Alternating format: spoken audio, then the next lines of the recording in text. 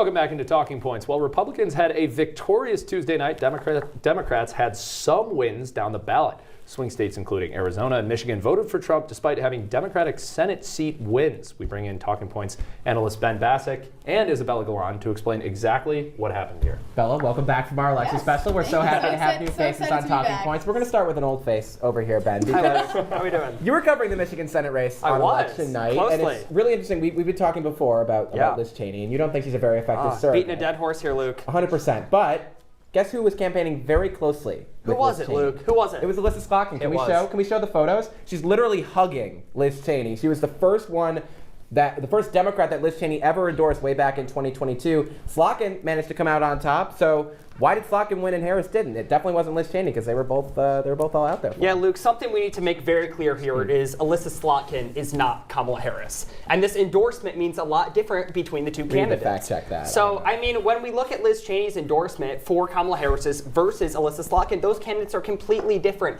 And I think this whole race comes down to, when we're looking down ballot at these Senate races, at those blue wins in red states, is it was a race for the Oval as much as it was a race away from Joe Biden. And Kamala Harris was unable to differentiate herself from the Biden administration. Elissa Slotkin, on the other hand, was able to stand on her own 2 feet, away from the DNC, away from the establishment, away from those legacy Democrats, and campaign for things that Michiganders care about. Campaign for a commitment to American manufacturing, America First policies, going away from EVs, still kind of supporting them, but standing on her own 2 feet and differentiating her campaign from these legacy Democrats, from the establishment. That's what the key to these Senate races, that's the key to these blue seats. I mean, we look at Joe Biden and Kamala Harris. Joe Biden has a 55% disapproval rating. I mean, the majority of Americans do not approve of the sitting president, and they associate Kamala Harris with that sitting president. This was a referendum on the DNC, a referendum on Joe Biden. For Elissa Slotkin, she was able to differentiate herself. We saw a poll from UW-Madison that estimated 1 out of 10 voters voted split ticket. I mean, those margins were so slim in these states. 0.3% in Michigan that won Slotkin the race. It's those 1 out of 10 voters who voted split ticket. Absolutely, Ben. That's really, really tight, and we want to talk about that in Arizona as well. Yes. And of course, important to note the messaging on those things: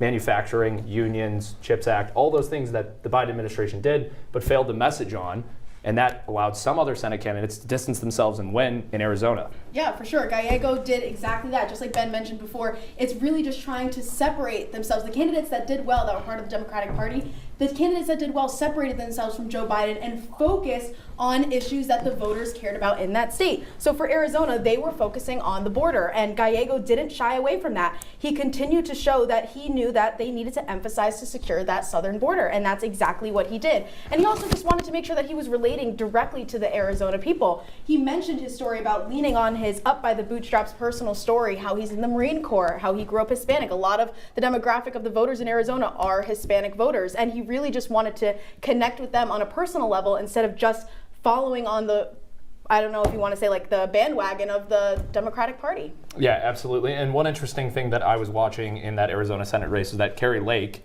who lost the governor's race a few years ago, still has not seeded it, by the way.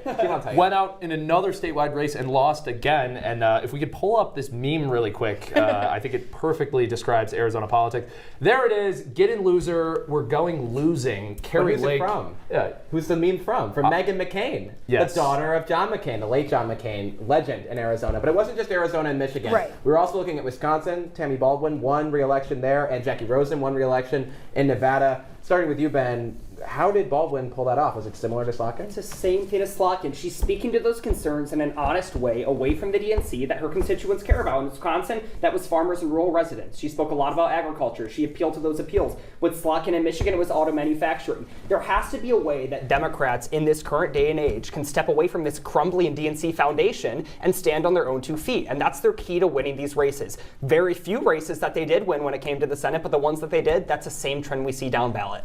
Yeah, absolutely. And I want to stick with that because Rosen, who kept her seat, did not attend the DNC. No, she didn't. And that, I think, was a smart move on her part because she then instead focused her campaign on working across the aisle with other Republican, not only just Republican candidates, but then also appealing to those Republican voters. And she did have a bit of an advantage when it came to campaigning and the funding that she did have. She did have significant, sizable cash advantage over Brown, who she was campaigning against. But I really think by taking that step away, still, she was endorsed by Kamala Harris, and she recognized that, but she didn't necessarily make that the only thing. And she was able to then really maintain her her spot and make sure that voters knew that what she was talking about was important. Well, it wasn't just those Senate candidates. We also saw a lot of House Democrats across New York State do well. John Mannion here in the 22nd District, Pat Ryan from the Hudson Valley, who won his seat 2 years ago by just a point, this time winning by 13. He posted this long thread on X saying, quote, "First and foremost, if you're using the words moderate or progressive, you're missing the whole effing point. It's not ideological. It's about who fights for people versus who enables the elites." You're talking,